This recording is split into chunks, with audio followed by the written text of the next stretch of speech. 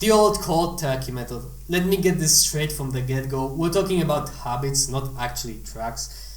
So much has been said about it. It is inseparable from people calling it stupid, foolish, reckless, and just a bad strategy. Obviously, it's a simple method, so people may underestimate it, but there's more to it than meets the eye, and it can actually be a part of a successful transformation. I think some of the backlash that this method gets comes from, well, the actual cold turkey method, which relates to actually addictive substances with real withdrawal symptoms. People talk about caffeine being addictive, but it's just not the same. And the withdrawal symptoms, I cannot really speak on this fairly, but they're probably overplayed as well. And now, if we're talking about breaking habits like quitting YouTube or quitting gaming or browsing Instagram or something, or just cleaning up your diet, sure, you can have strong compulsions or whatever, but it's not like meth. It's like we're not even on the same planet. Quitting habits suddenly can absolutely work out in the long term. I've used this strategy for YouTube, gaming, caffeine, and probably a couple of other smaller things. Certainly with dieting it's obvious. If you're going to a party or it's Christmas and there are many tasty things that you would like to eat, it typically doesn't make sense to hold yourself too much. You're not going to a pizza party every day, it's not Christmas every day. You're going to go home and return to your regular pattern of eating. Except for if you're trying to get absolutely shredded, you're not going to blow your diet with one day of binge eating. And I'll even sell you a hack as an extra. Apple cider vinegar can diminish sugar cravings after a sugar spike. So you can use it when you get home and you've brought with you those cravings. And that's all. Christmas is over. We're all back to our normal lives now. Maybe with a couple thousand extra calories in our guts, but it's not a habit that we're taking home. And if you relapse, so what? If you do something for a couple of months for 10 hours a week and then don't do it for 3 times as long, in the end it averages out to 2.5 hours a week, which is very moderate. Now, you could argue that you cannot just go ham on something and that for that time to still average out to a decent number, you would have to really go ham in that short period of time. For example, if you're gaming after work for a couple of months and then you stop, you can't just reallocate all that time to some pretty hard work on a hobby. It's too much hard work. But I would argue that if someone is not being moderate with something and you're asking them, hey, have you thought about just being moderate with it?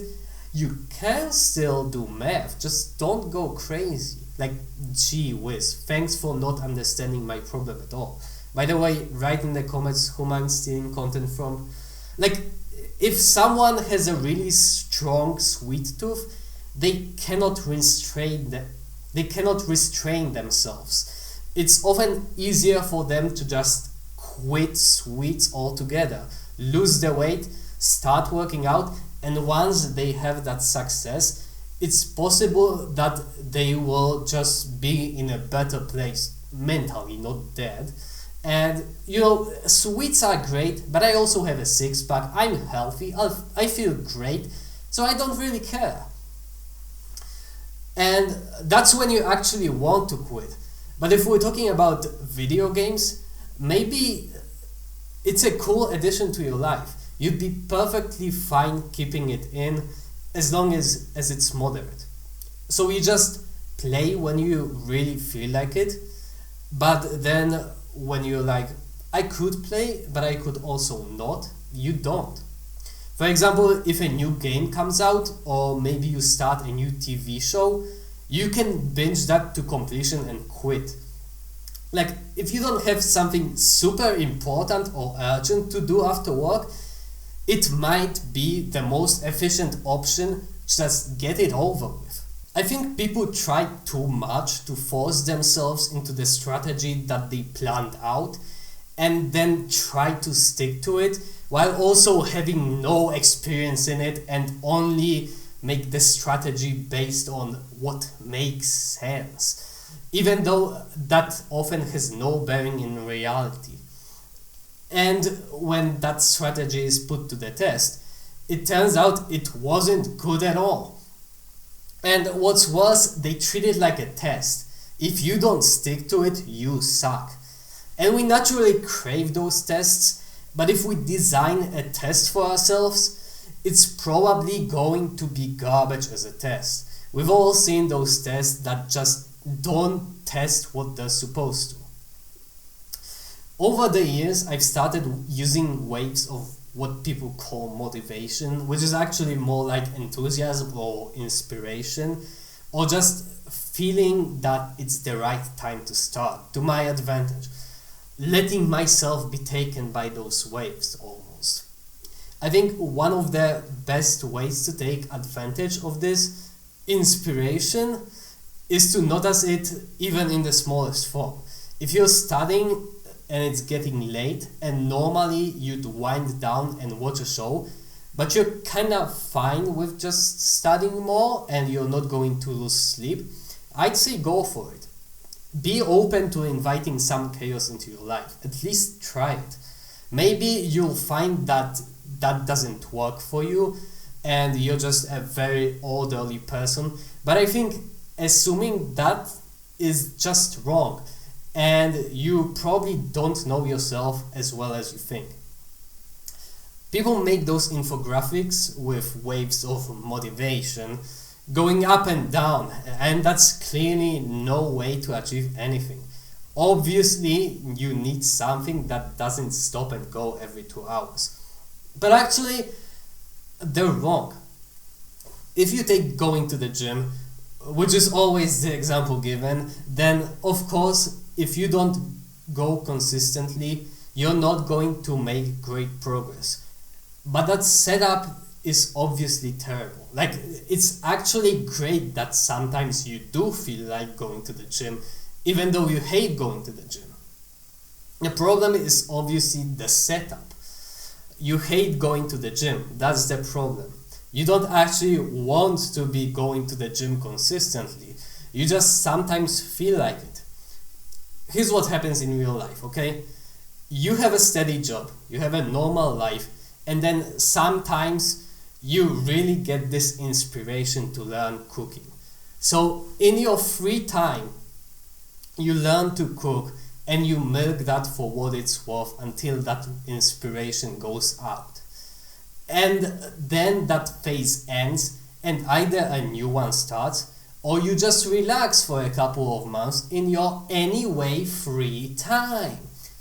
What's the problem, dog? Obviously, you're not going to become a master chief or a master guitarist practicing for a couple of hours a week, but that's a hobby. If you want to take it more seriously, obviously you have to set it up so that it becomes sustainable.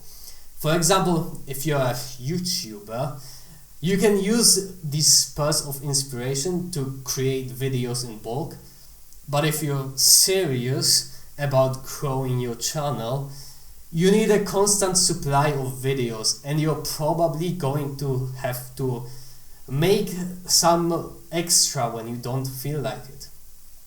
But the question is, do you want to become a serious YouTuber?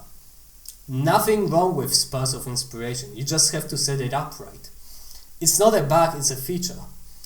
Not using it is just foolishness. On the topic of dieting, one of the most impressive, in a sense, diets I've seen is Lyle McDonald's Rapid Fat Loss Diet, which is a PSMF, a protein sparing modified fast, which means that for 12 days you basically only eat protein from various sourcing, but those that are just about only protein, plus supplementing with essential nutrients. That's it. It's a starvation diet. and you lose mostly water weight, but it works. You do lose fat. You can use it to kickstart semi-sustainable weight loss, semi-sustainable because of course weight loss cannot go forever, or use it as a special strategy before a competition or a photo shoot once in a couple of years, while the rest of the time you stay on a maintenance diet. Either way, it absolutely can be a part of a thought out long-term strategy. Actually, one of the first things that Lyle McDonald says in the book is that going immediately all in can be profoundly motivating, and sometimes it's just easier for people. It minimizes the suffering. The diet is hard but short, and with the added motivation, it's actually not that hard. It's a pretty interesting experience. If someone suffers a lot from long, slow diets, going slow, because that's the way it should be done, is just dogma. There are benefits to going slow, sure, but that's not the whole picture. Anyway, I wrote down this whole script only to realize that this video basically already exists. It's by Izzy Narvaez, who ran Powerlifting to Win, but this video is on his personal channel and it's called 99% is 10 times harder than 100%.